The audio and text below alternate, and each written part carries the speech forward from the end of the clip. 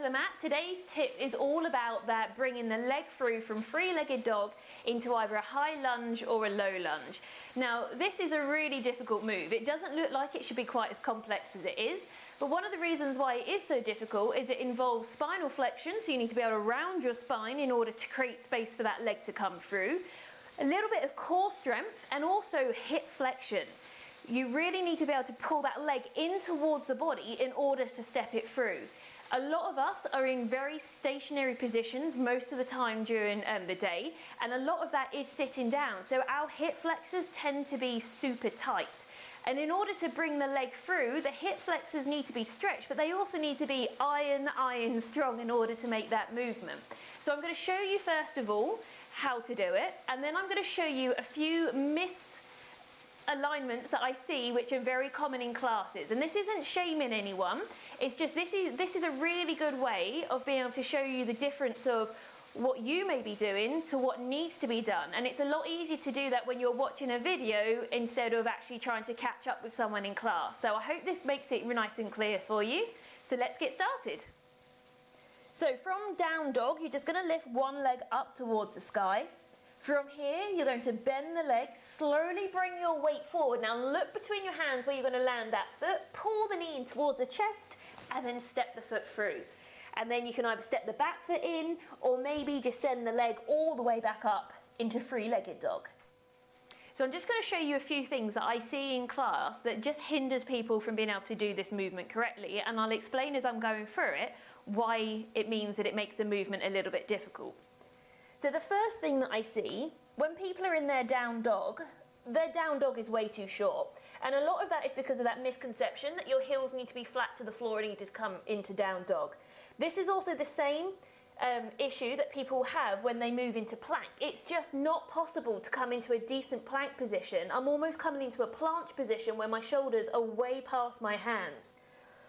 When you're in a short down dog, what it means is when you're trying to bring that leg up, like you feel stuck before you even get there. And to try and bring that foot through is a lot of effort. So you want to make sure that your down dog, you've got a wide enough stance between your hands and your feet that you can simply roll forward into plank, shoulder stacked on top of wrists, press those heels away, find that length in the spine. So you should be able to roll from plank to down dog without moving, shuffling those feet and hands. And it really doesn't matter if those heels are flat to the floor when you come into that down dog position. Now another thing that I see that stops that leg coming through in that step through is people just don't round their backs enough. So they'll send the leg up towards the sky, bend the leg, and then their chest is so far away from their hands, there's no way that that foot can come through. When you round the shoulders up towards the sky, so you really think about that cat position, you're clearing more space for that knee to come through. Now also on top of this, what you need to do is bring your weight forward as if you're coming into that plank. If your shoulders are still far away from your wrists, that foot isn't going to land between your hands. You need to make sure that shoulders are stacked on top of the hips, look between your hands, that's where the foot will go. So it's that combination of nice wide down dog, shoulders stacked on top of hips, pressing the shoulders up towards the sky. So one really good exercise that's going to help you come into that compression, so of where we're engaging the core and the hip flexors, is to come into the same position from all fours. So again, shoulders stacked between underneath hands, or hands under shoulders would be a lot easier, chest between your hands. From here, you're just going to send one leg out, you're going to bend the leg round the shoulders, think about that cat position, really press the hands into the ground, get that knee as high as you can. Extend, lengthen through the back. Bring it in, hold it in, see how close you can draw that knee towards the chest, maybe even just hold it. See if you can hold it for 30 seconds, and then once you can hold it for 30 seconds, maybe hold it for 60 seconds. Keep building on that to get that strength, that stamina in those hip flexors.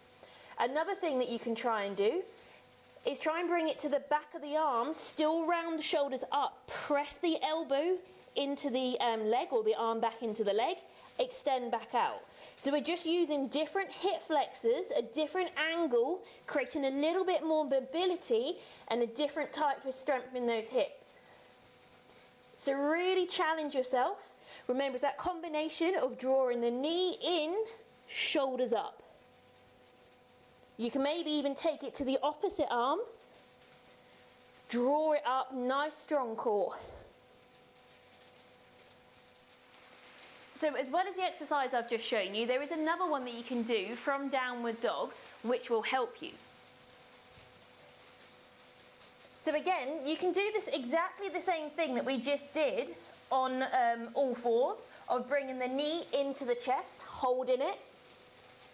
Maybe bringing the knee to the back of the same arm, holding. Maybe taking it over to the other arm, holding. Or another thing you can do, this is really good if you're almost being able to step that hand in but you can't quite make the last couple of centimetres, is to step the foot to the outside of the hand. Take it back. See how softly you can land that foot as you take it backwards and forwards. And then hopefully that will help you in bringing that leg through from three-legged dog into high lunge or low lunge.